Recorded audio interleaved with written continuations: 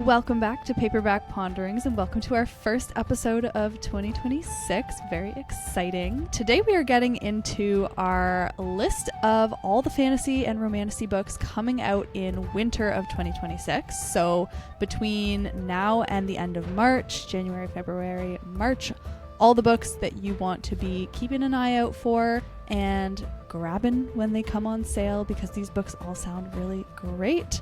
So without further ado, let's get into it. What is first up, Sarah? There are some very fun books coming out these next couple of months. I would say it doesn't compare to 2025 though. 2025 was an epic year for releases. It really was. It was pretty something else. And we have some good books coming this year. But first on our list, first book of 2026, coming out January 13th, is Graceless Heart by Isabel Ibanez. She is the author of The Secrets of the Nile duology, which was completed back in 2024, which is why you probably this author sounds familiar, because we have done radars for The Secrets of the Nile duology over the last few years. So super exciting to see another one come from her. This one is a standalone. Graceless Heart is set in 15th century Volterra, Italy. And this story follows the sculptress Ravenna Maffei, who enters a high-stakes competition hosted by the mysterious Looney family, an immortal dynasty, in order to win a single favor from that family. I'm so sorry if I'm not pronouncing these things properly. It is what it is. You're not doing Italian. Your best.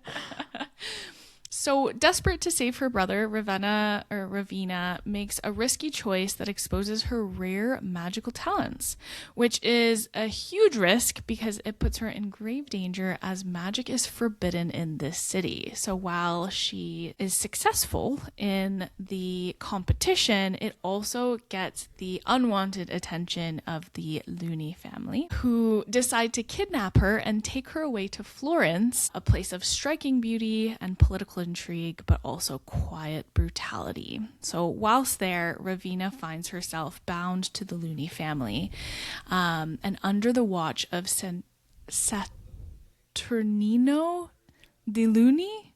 What a name, Saturnino. Yeah. Saturnino de Looney. Oh, I thought okay. that was pretty good. Sounds fun. Who is the heir of the Looney legacy and fortune. At the same time, there's a lot more forces moving. There is war threatening Italy, and magic is under increasing scrutiny.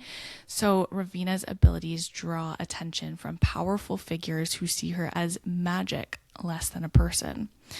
So a standalone romantic fantasy, not romantasy. I don't think romance is the main point of this story. Mm-hmm. But it's giving massive familiar vibes. Yes, I was going to say the same thing. Because I think they're both in that historical fantasy category where it's like set in our world in a historical time period, but you have that magic realism vibe.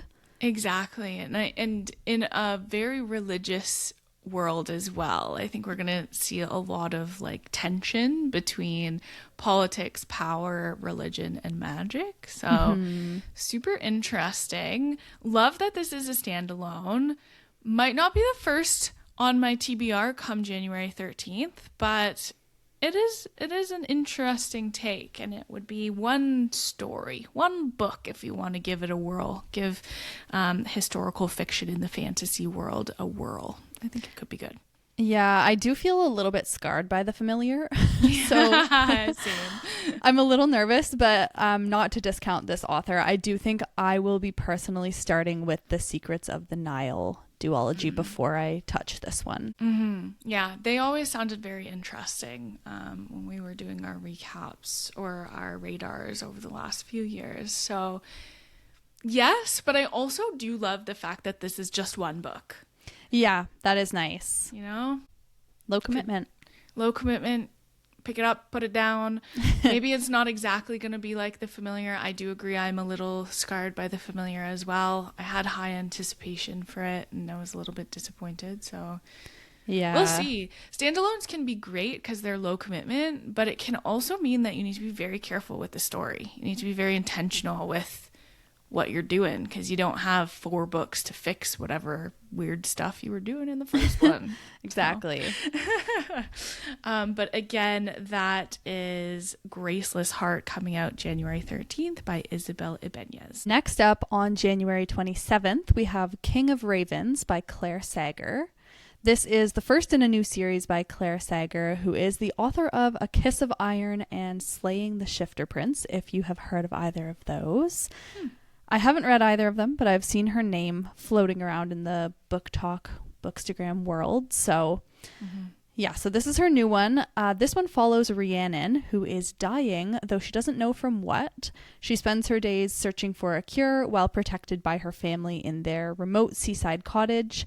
However, her world is torn apart when a Fae King of the Dead invades her home and offers her a choice to either descend into the underworld as his bride or watch her family die. So, trapped in this twisted bargain, she is thrust into a world of withered gods, scheming courtiers, and ancient magic. But she refuses to be a pawn in a game she never agreed to play, and she attempts over and over to run away from this underworld kingdom until he offers her a new bargain. If she escapes from his deadly labyrinth, he will set her free. And if she fails, then she has to become his bride. But in a court where every promise has teeth, Annan must make an impossible choice between returning to the home she's always loved or claiming her place in a world where she might finally belong. Nice. Yes. I do love a captive romance moment. Yes, me too. I'm intrigued. Well and right. If done well and right.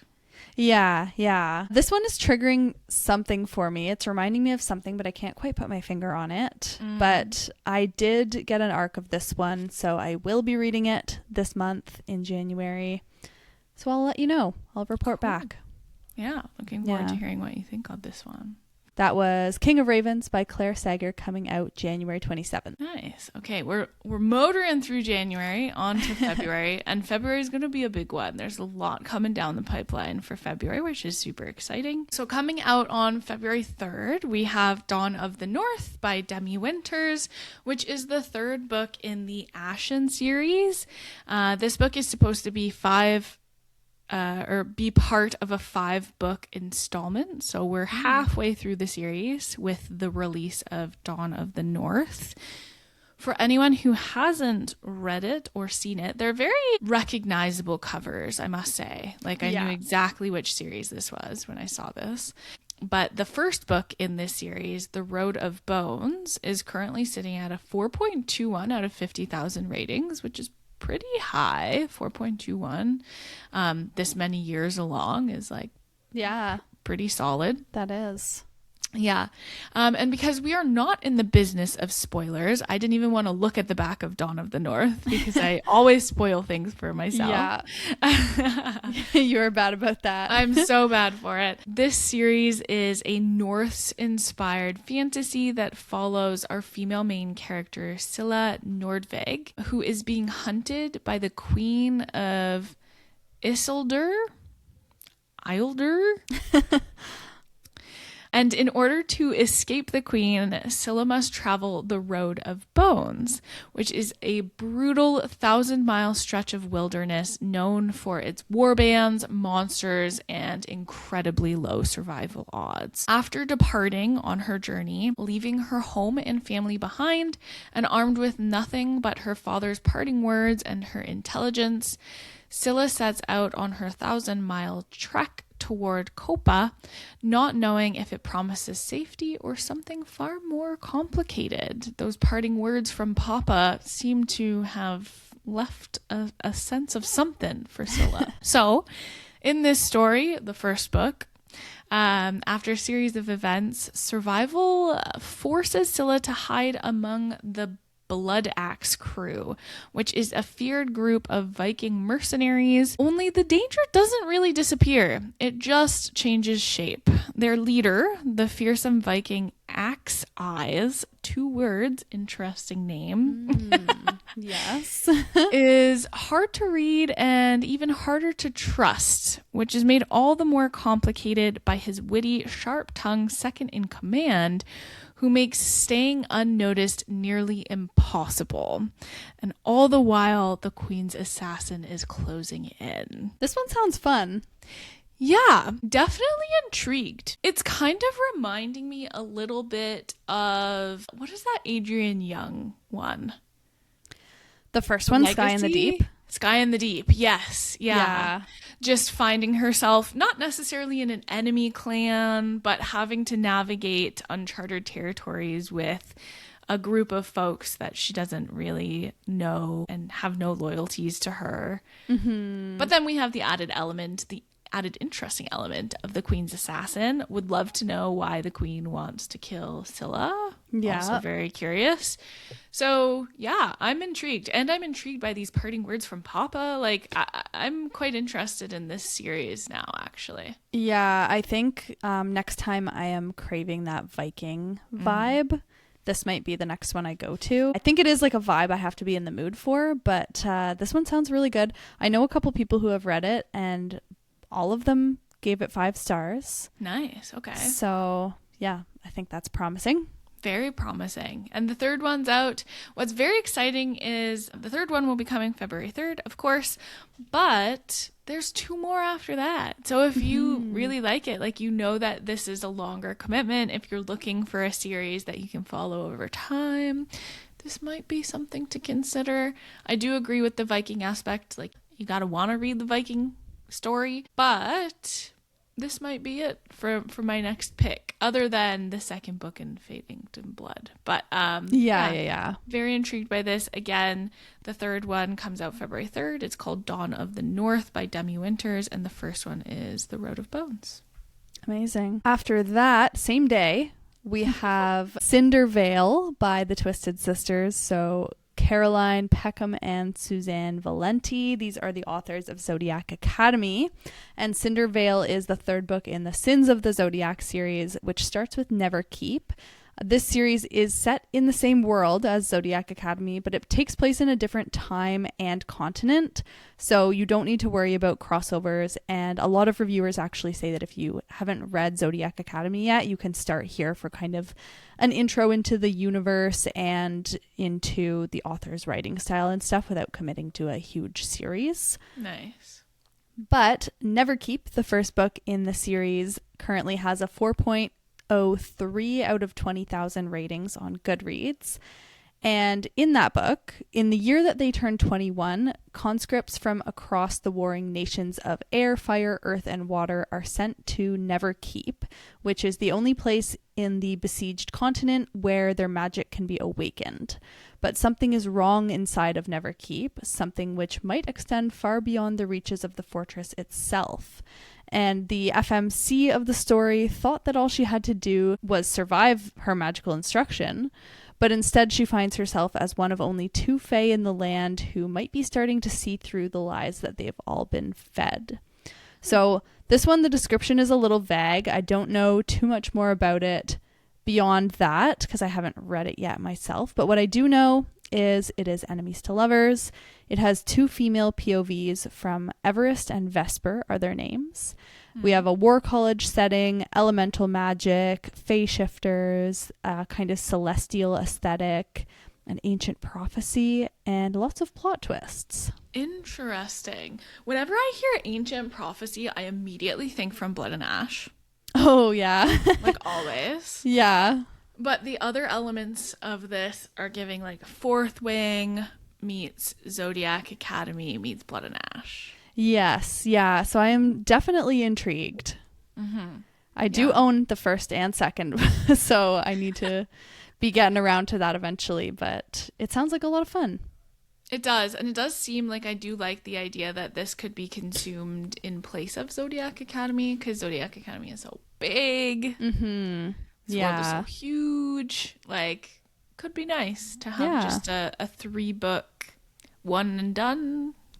Question mark? Not quite one and done, but less commitment. Yeah, I don't know how many there are supposed to be in this series, but if you get in now, even if it's going to be a long one, if you get in now, it's manageable. Yeah. Oh, absolutely. They are big books, though. They're not small books. Yeah, they are. Sisters do like to write a large novel. They do indeed. And if you've ever read them before, you'll know that their writing is pretty addicting. Their stories are pretty addicting. So if you're looking for something to get swept up in, this might be it. Absolutely. And that's Cinder Vale, coming out on February 3rd. Okay, next on the list, we have Throne of Nightmares by Carrie Maniscalco, coming out on February 10th. So you get a little break between the 3rd and the 10th. Well, 1 week, exactly to be 1 week. But for those who have not heard or read anything from Carrie Maniscalco, this is the 3rd book in the Prince of Sin series. The first and second books, Throne of the Fallen and Throne of Secrets, are currently sitting at a 3.97 and 3.9 respectively. This is not a continuous series, which is kind of nice. It's set in similar worlds, and obviously the Princes of Sin are like brothers, ?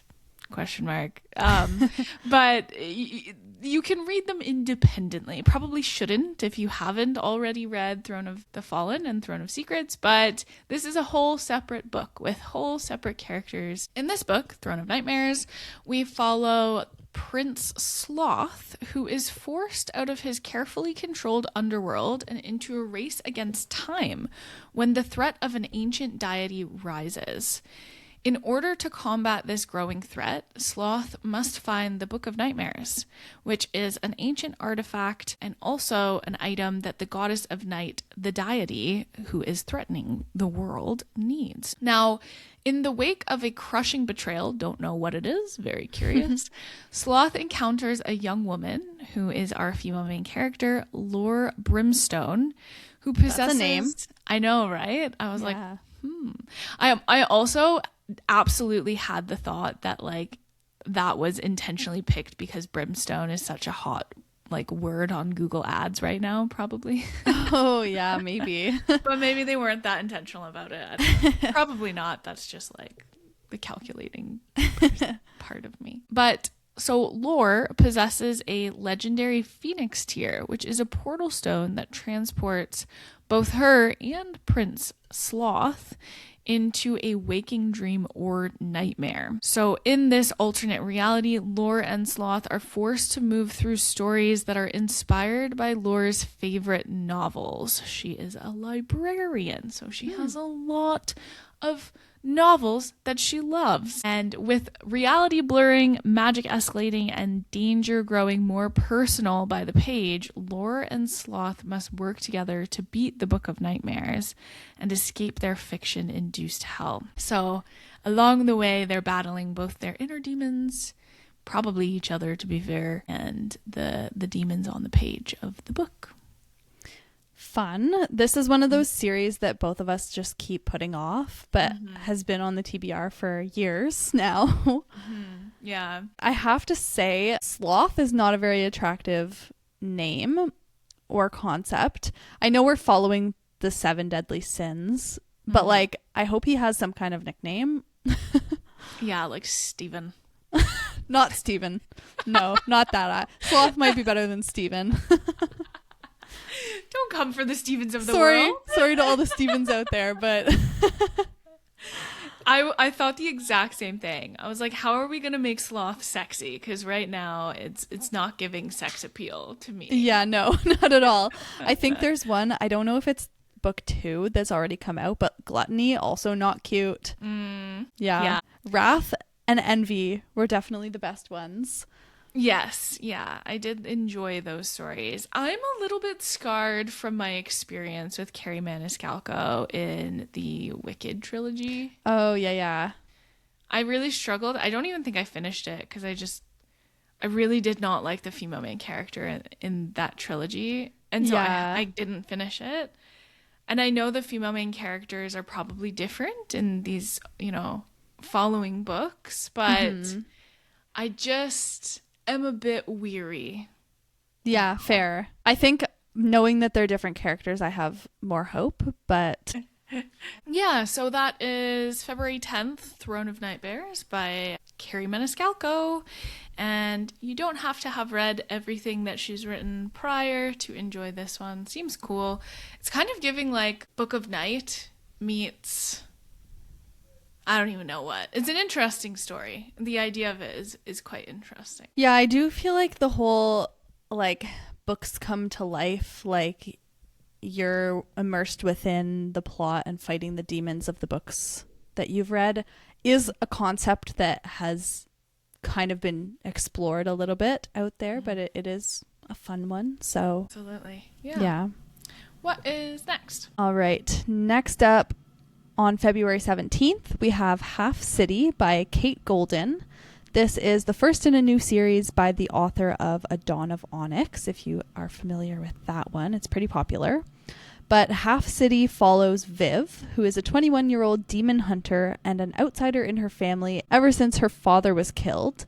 And one day she crosses paths with a dangerously alluring demon and former deviant named Reed Graveheart, who tells her of an academy for people just like her. It's called Harker Academy for Deviant Defense. And this is where she can hone her craft and work with other hunters. It also might just be the key to untangling the mystery of her father's death. However, Viv has a deadly secret that not even her new friends are able to know about. And when strange occurrences begin to plague the students, she has to figure out who she can trust, all the while surviving classes and trying not to fall for her demon professor Reed. So this one is an urban fantasy. She lives in a city before the academy. It talks about like rent prices and stuff. So be prepared for that. It is urban fantasy and also dark academia. If you haven't seen the cover art, it looks very much like an Oxford or Cambridge kind of vibe for this academy, which is fun. We do love that. And also reviewers have been saying that this one is for the girlies who loved Shadowhunters and Vampire Diaries, which it is me. So yeah. I was going to say it's kind of giving Shadowhunters for sure. Yeah, like Shadowhunters mixed with an academy setting.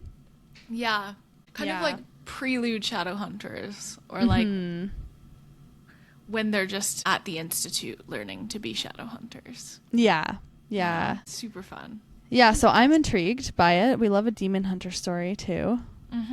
I would need to know a little bit more before I commit, but I am curious. Very curious.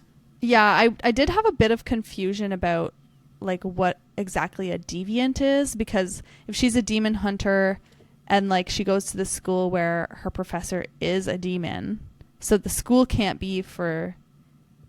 I don't know. I'm not 100% sure about that, but... You're like, how? Yeah. Explain it a bit more. But yes, definitely intrigued. Very interesting. Next on our list, also on February 17th, is Agnes Aubert's Mystical Cat Shelter by Heather Fawcett. This is the best-selling author of the Emily Wilde series. She is best known for her cozy fantasy writing, and it seems like this might fit that bill. This story follows our female main character, Agnes Aubert, who runs a cat rescue shelter in 1920s Montreal and keeps her life very perfectly and meticulously organized. One day, when Agnes is forced to relocate her cat shelter, she discovers that her new landlord is running a magic shop out of the exact same space, a shop that is both notorious and a little bit dangerous. The shop's owner, Havelock Renard, is charming, self-absorbed, and a former Dark Lord. Definitely, absolutely not the kind of person Agnes expects to get involved with. However, one day, when someone from Havelock's past threatens both the shelter and the shop, and while Agnes couldn't care less about the magic shop, she finds herself drawn into a world of magic, mischief, and unexpected romance in her pursuit and protection of her precious cat shelter. This is a heartwarming, cozy fantasy and is a slow-building enemies to lovers romance, of course, with plenty of cats. So if any of that intrigued you, I think this could be really fun because Heather is known for writing really sharp, witty, humorful characters, but in a very like innocent way, I guess. I'm very intrigued what this shapes up to be because I can only imagine what Agnes Aubert is like if we loved Emily Wilde oh so much.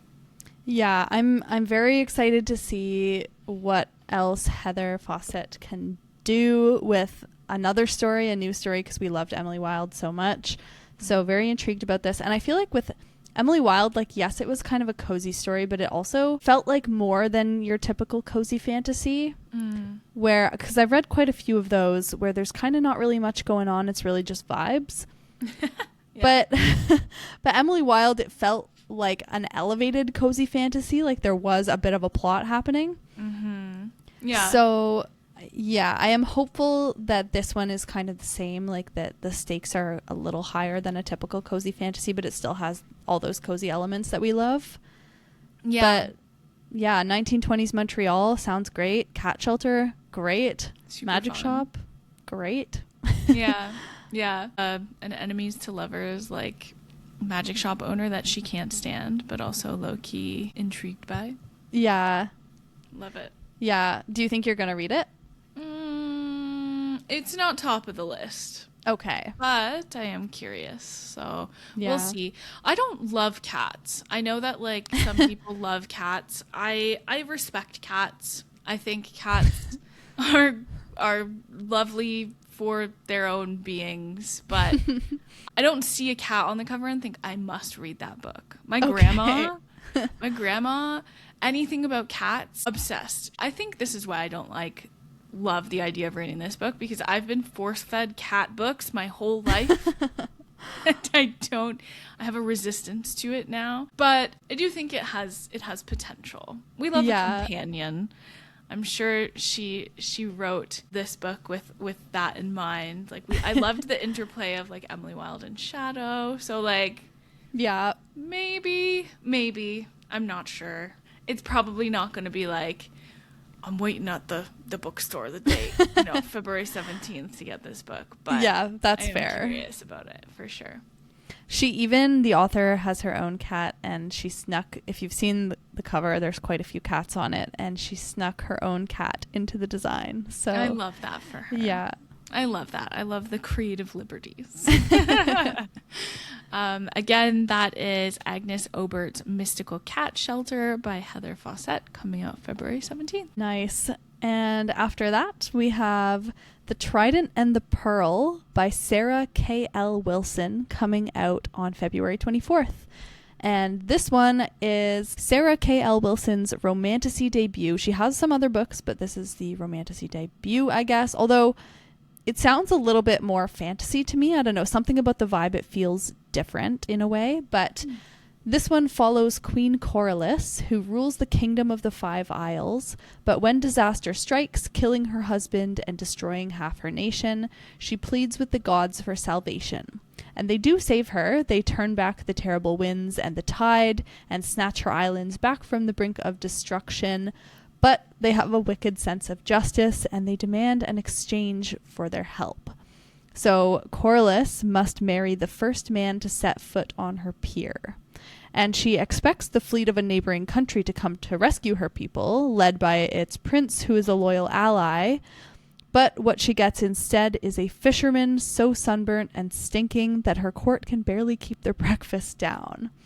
So Coryllis marries the fisherman, just as she promised the gods, and sets out with him in his unkempt dinghy with nothing but the hopes of revenge against the gods to keep her from despair. But what she doesn't know is that the fisherman is actually the god of the sea, and he stepped on her dock for a reason. His own kingdom is besieged, his body is terribly wounded, and his place as a god is threatened. And he plans to turn the tide set against him and finally offer a place of refuge for his people. But working the magic he needs will require the help of this one woman bent on his destruction. So, intriguing premise. It has an island/ocean kind of atmosphere with a male lead that's reminiscent of Poseidon, which is what people are saying, as well as a slow burn with apparently really good yearning. Do we know if this is a standalone? I believe it's the start of a series. Let me see if I can double check that. Yeah, it says The Fisher King #1. So, okay. Yeah. Interesting. I am intrigued. I am curious. Yeah, I like the idea of this kind of Poseidon god and the oceany atmosphere. It sounds a little bit like Greek mythology. Greek mythology came up a little bit in a lot of the reviews that I looked at. Like, people mentioned that it's not exactly, but like the vibes are kind of there. So I don't know, maybe it's just the fact that it's this ocean atmosphere, fisherman kind of vibe that makes it feel different from what we usually read in romantasy, different from that usual kind of medieval kingdom vibe. Yeah. But yeah, I'm intrigued. I am too. What are her other books? Like, what is she known for with her other books? I hadn't read any of them, but I'll read you a few titles. They seem kind of a fantasy vibe anyways, but it says her romantasy debut. Yeah, so other books by her, we've got Dragon School. That one might be like a young adult situation. Or just fantasy, not romance. Yeah, a lot of them are this Dragon School series. Yeah, young adult, it says. Nice. Fantasy young adult. So this must be her kind of adult debut. I am intrigued. I don't know why it's giving the second death of Locke. Oh. Just a little bit like bargaining with the gods, queen of a nation wrought by war. Yeah. Island nation vibes. Obviously the like Poseidon element is completely unique, but yeah, I don't know. I'm intrigued.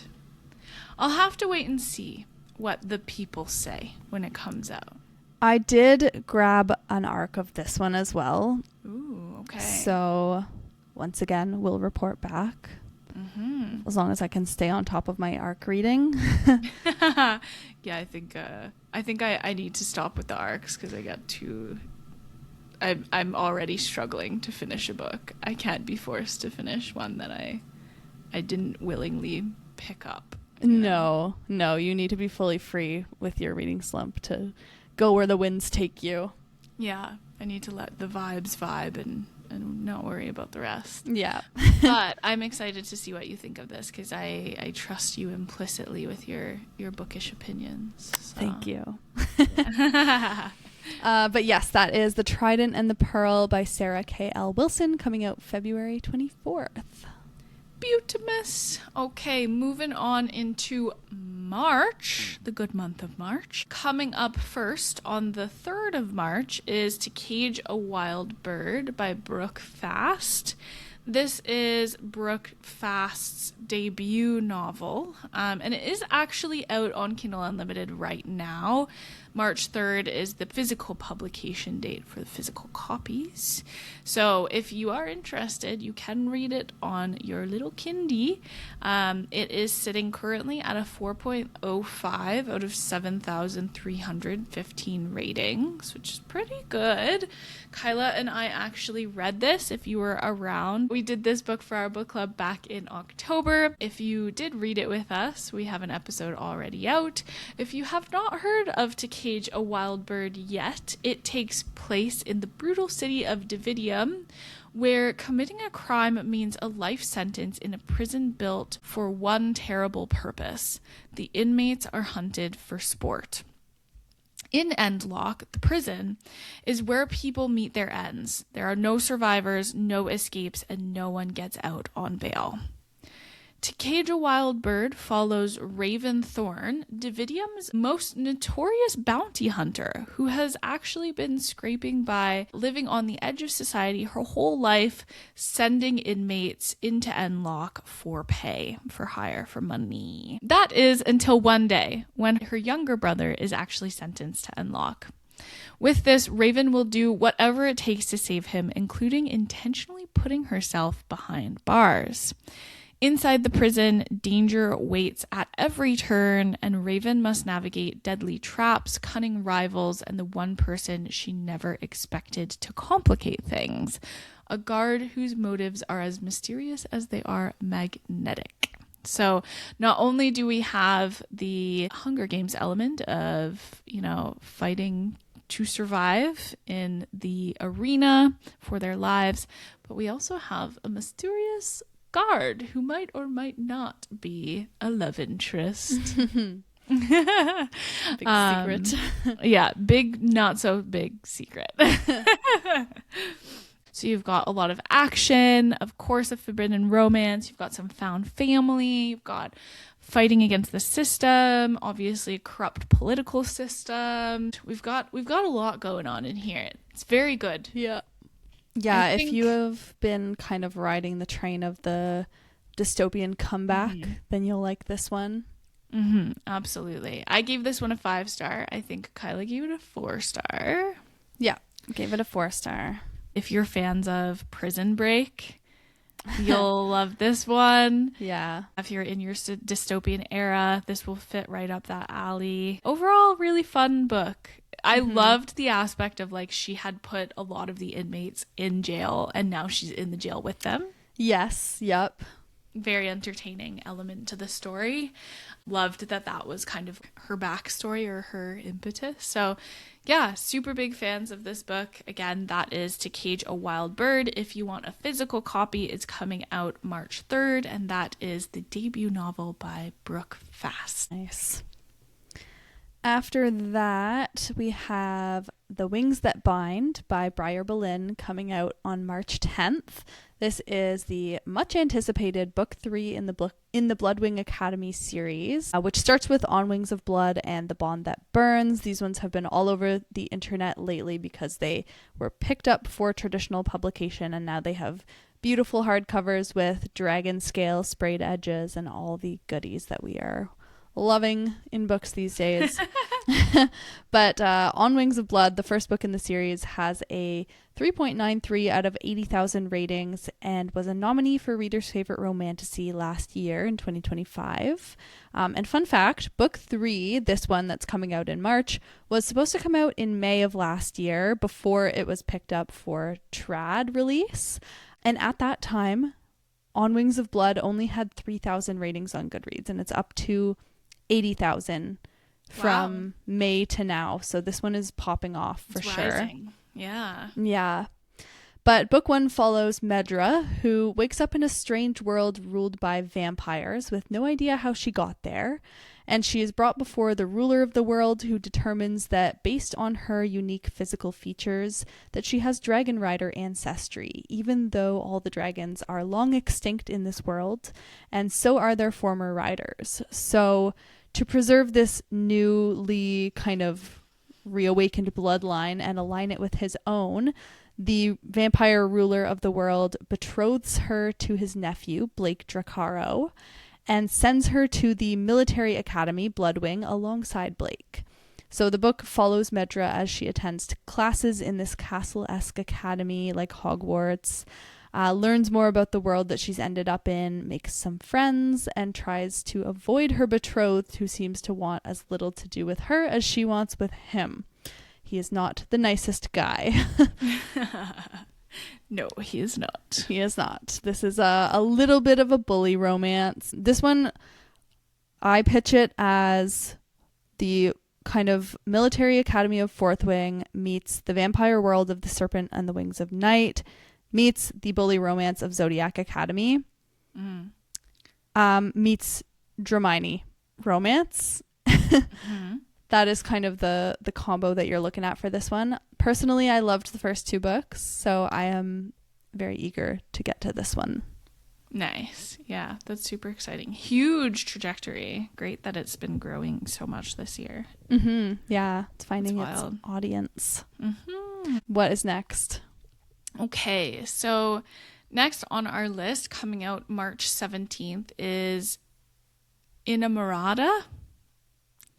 Innamorata. Not too sure. I'm just going to say Innamorata, but it is a book by Ava Reid. Ava Reid is best known for her works A Study of Drowning and Lady Macbeth, if she sounds familiar. This story, Innamorata, is the first book in the House of Teeth duology, and it takes place on an island once ruled by 7 noble houses steeped in death magic, where a conqueror has destroyed everything.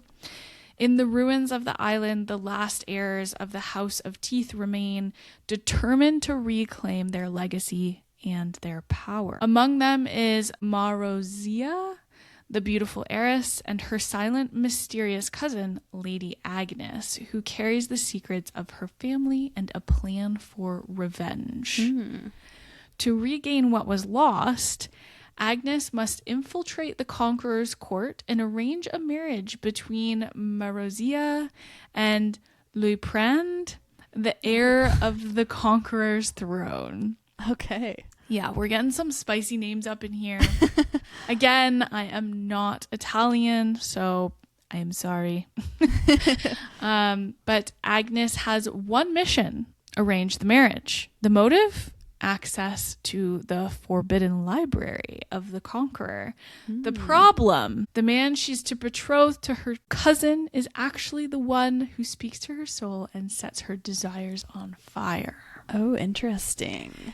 Yeah, super intrigued by that. Very interesting, kind of like unintentional love triangle. Yeah.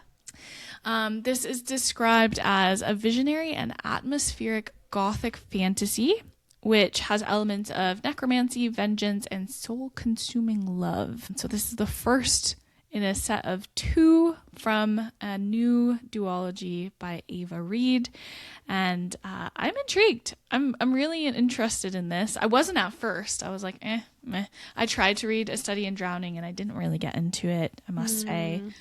Wasn't doing things for me, but I'm kind of fascinated by the aspect of like, cousin needs to set up cousin to avenge her family, and there's a big old wrench in the plan, which is she's wildly attracted to the betrothed. Yes, and whatever's going on with the necromancy is, of course, intriguing.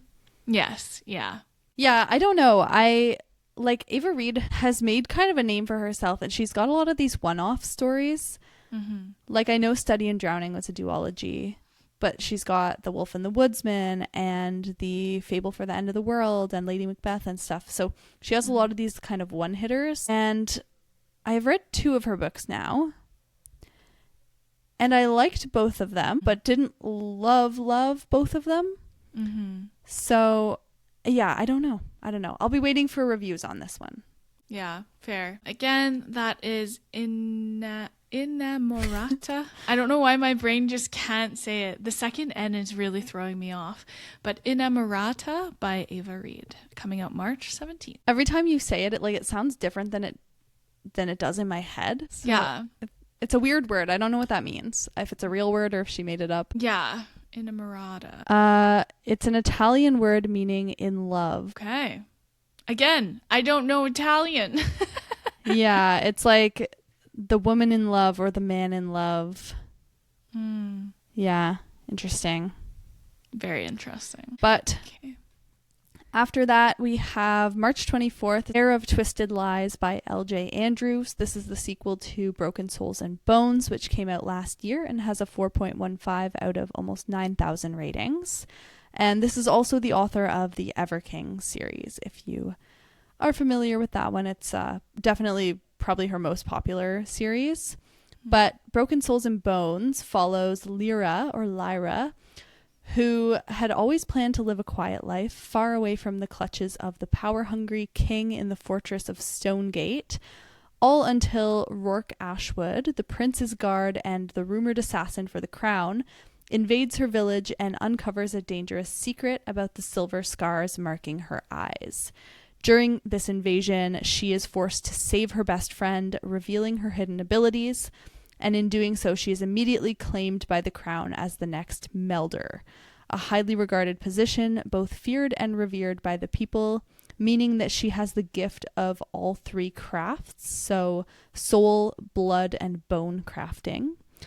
And which ultimately means a death sentence for her, because the king seeks to use this power for his own purposes and power-hungry motives. So, determined to break free and save her friends from the same fate, she is forced to ally herself with the man who got her into this position in the first place, Rourke, who holds the answers that she desperately needs. And as she grows closer to him, she discovers that he is far more than she ever imagined, and perhaps everything she's been searching for. So this one's tagged as enemies to lovers, a bodyguard, forced proximity, captive romance with a Norse-inspired fantasy. Yeah, I have been intrigued by this series since it came out, since Broken Souls and Bones came out. And I actually did start it way back when it first came out. I only got a couple chapters in, and then something pulled me away. I wasn't feeling it at the time. Oh, you know what pulled me away? The Witch Collector series. Oh, yes. Yeah. I was like, what pulled me away? And then I remembered that I think she also uses sign as communication, Lyra. Yeah. Yes. Yep. Okay, that's or like what it the was. male main character in Broken Souls and Bones, I think, uses the sign language. She uses it to speak with him. Yes. I think. Yeah, something along the lines. There is sign language in this book, and there was sign language in The Witch Collector, and I thought that was really fascinating that, like, I was reading two books at the same time. Yeah. Anyways, I am intrigued by this story. I'm curious. I do want to read Broken Souls and Bones before this one comes out, and I am curious about this story in general. So I'm very excited for March 24th, I must say. All right. Next on the list, the final book on our list for our winter release radar here also comes out on March 24th. And it is actually my most anticipated of this list, which is super exciting. Okay. Yeah, it is Starside by Alex Astor. You have probably heard of Alex Astor. She is the author of Summer in the City, which came out back in 2025, and the Lightlark series, which is incomplete, supposed to be 5 books. There's 4 already out, so she's been busy. Yeah. But for those of you who have not heard of Starside, Starside is set in a world divided into Starside and Stormside, which are split by war. And Starside has become the realm of immortals and descendants of the gods, and Stormside has become a living hell where mortals fight for scraps of power. Now, every 50 years, a deadly competition opens the gates between the two lands, which is the premise or the beginning of our story here. This time, 50 challengers are allowed to journey across to Starside on a deadly quest to access a pool of magic that can heal, grant wealth, or extend life. So the survivor, the winner, can ask a boon from the pool of magic. Now, for Eris, our female main character, the stakes are personal. Her village was destroyed by a goddess, and she isn't seeking magic. She's actually seeking vengeance. But surviving the culling, which is the king's brutal competition to choose his 50 challengers, is only the beginning of the story. In this world, swords claim their champion, and when Eris claims a great legendary sword, a target is immediately placed on her back. Now, armed with a blade most would kill to claim, getting through the gates to Starside is only the beginning, and Eris can't trust anyone, especially not Harland Raker, the merciless and mysterious King's Guard who betrayed her years ago and who may now be the key to her survival. Yes. That being said, in her journey, Eris is actually hiding a secret tied to her family's death. And when it's revealed, not even the gods will be able to stop what's coming. Very fun. Yes. Very fun, very foreboding, very exciting. I love the idea of it's also kind of dystopian coded. Yeah. And I love the idea of like the culling, the challengers, the prize at the end of the tunnel. We've also got this mysterious past. The goddess killing her family. Why'd they do that? Who is this man? The King's Guard is always a curious fella. Yes, we love a Kingsguard. It seems like a classic. Like, there's a lot of elements that are like tried and true and historically effective with readers. I do like the whole Stormside, Starside thing too. That kind of caught my attention. Yeah, I would say that's like the main thing that caught my attention, but also her being like claimed by this sword. It's giving Arthur. Yeah. Yeah. It's giving the wand chooses the wizard a little bit. Yeah. The sword chooses the fighter. Yeah, like the chosen one. There's obviously something very unique and special about Eris. Yeah. So I am currently taking a break from trials. Ah, okay. I've read too many. Out? I'm trialed out, yeah. Mm-hmm. So, yeah, this one's probably not top of the list for me, but I'm intrigued. I'll be watching reviews. I haven't read a trial in a while, and I find trials tend to always like capture my fancy. So they're always exciting. You can count on them for that. Mm-hmm. Yeah, and especially when you're in the situation that I am in, which is being relatively disenchanted with books. I'll take it. I'll give it a whirl. Yeah, this may be the cure, but I hope you don't have to wait till the end of March for your cure. No, I don't think so. I am reading good books. It's not that I'm not reading good books. I just find that I'm really like not motivated to open my books, which is sad. Yeah. Very sad. But yeah, very intrigued and excited for Starside by Alex Astor, coming out March 24th. Like we said, there's a lot of question marks around this story. I've not personally read anything by this author. Me either. I'm curious. I've heard like very conflicting opinions about the Lightlark series. Some people like it, some people do not like it. So yeah, I don't want to form my opinions on Alex Astor based on the Lightlark series. Yeah, I would want to form my opinions based on Starside. Yeah, give her a fresh start with this one. Mm-hmm. I think Lightlark is YA too, and I feel like this one is not. It does say adult. Oh, her first adult romantasy. Yeah. It says. Oh, yes, yeah. So, not YA. Yeah, that's good. But that is Starside by Alex Astor. That is all the books we have on our winter release radar. So everything coming out January through March 2026. So hopefully you found something to add to your TBR there. And reach out to us on Instagram or TikTok or YouTube at paperback.ponderings and let us know if you're reading any of these or if there's anything we missed that we should be on the lookout for when it comes out. And we will see you next week.